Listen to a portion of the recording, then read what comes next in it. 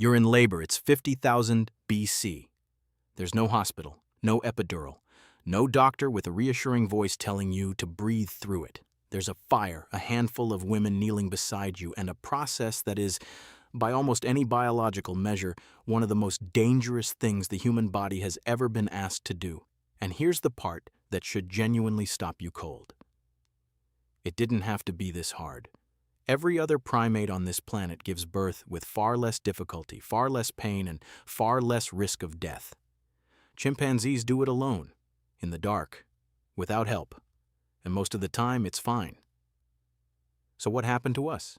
Why did humans end up with one of the most complicated, most painful, most genuinely dangerous versions of childbirth in the entire animal kingdom? The answer isn't a mistake. It's the price we paid for something we're still benefiting from today. Let's start with the pelvis. Because before you can understand human birth, you need to understand what walking upright did to the female body. Millions of years ago, our ancestors made one of the most consequential decisions in evolutionary history. They stood up. And standing up on two legs is actually an incredibly inefficient way to move unless your skeleton is specifically redesigned for it. The pelvis had to rotate, tilt, and narrow into something closer to a bowl shape, reshaping itself over millions of years to support upright movement. A narrow, bowl-shaped pelvis is excellent for walking. It is significantly less excellent for pushing a baby through it. And at exactly the same time this was happening, completely separately, our ancestors' brains were getting dramatically bigger. Bigger brains need bigger skulls. Bigger skulls need to fit through that same narrowed pelvic opening. Two of the most successful evolutionary developments in human history, walking upright and growing a larger brain, ended up in direct physical conflict with each other. Scientists have a name for this. They call it the obstetrical dilemma, which is a very polite way of describing a collision between two evolutionary success stories that the birth canal has to mediate every single time a human baby is born. Evolution's solution to this was, in a strange way, almost elegant. It cheated. Human babies are born early. Not premature in a clinical sense, but underdeveloped compared to almost every other mammal. A newborn foal can stand within hours of birth. A newborn wildebeest can run with the herd within minutes. A human baby cannot hold its own head up, cannot regulate its own body temperature, cannot do almost anything independently for months. This isn't weakness. This is a deliberate evolutionary trade-off. The baby's brain, still in the middle of its most intensive growth phase, exits the body before it finishes the job. Then it finishes growing outside in the first years of infancy, where the skull is no longer constrained by the size of the birth canal. Evolution essentially decided that helplessness outside the womb was a better option than a skull that couldn't fit through the exit at all. It's not elegant, but it worked. Now here's the detail that makes human birth specifically strange, even compared to other species with large heads. A chimpanzee baby is born facing forward toward its mother. She can reach down, see what she's doing, and guide the baby out with her own hands if needed. A human baby, because of the shape of the human pelvis, rotates during birth. It enters the birth canal facing one direction, rotates partway through, and exits facing backward away from the mother. The mother cannot easily reach down and guide a baby that's facing the wrong direction. She can't see what's happening. She can't check if the umbilical cord is wrapped. She can't make adjustments in real time the way a chimpanzee naturally can. This is why, for most of human evolutionary history, birth was not something women did alone, it was something they did together. Researchers studying hunter-gatherer societies that still exist today, groups like the Kung San of southern Africa and the Agta of the Philippines, have documented what birth looks like without modern medicine. Almost universally, birth is attended. Other women are present. Someone holds the laboring woman upright, because upright or squatting positions genuinely aid delivery by using gravity and widening the pelvic opening slightly. Someone watches for complications. Someone receives the baby. The idea of a woman giving birth completely alone, with no assistance whatsoever, is actually unusual in human societies, and researchers think it may have been unusual for most of our evolutionary history, too. We are, as far as anthropologists can tell, one of the only species on Earth that routinely helps its own members give birth. The medical term for this is obligate midwifery. The less formal term is that humans figured out a very long time ago that this particular biological process goes better with backup. But backup looks very different across time and culture. Let's be clear about what ancient birth actually involved. No sterile environment, no concept of germ theory, no way to treat a hemorrhage, a breached presentation, or a labor that simply stopped progressing. The leading cause of death for women of reproductive age across most of human prehistory was childbirth. Not predators, not starvation, childbirth. Archaeological evidence from ancient skeletal remains bears this out repeatedly. Researchers studying prehistoric burial sites have found numerous examples of women buried with fetuses, or with newborns, or in positions suggesting they died during or shortly after delivery.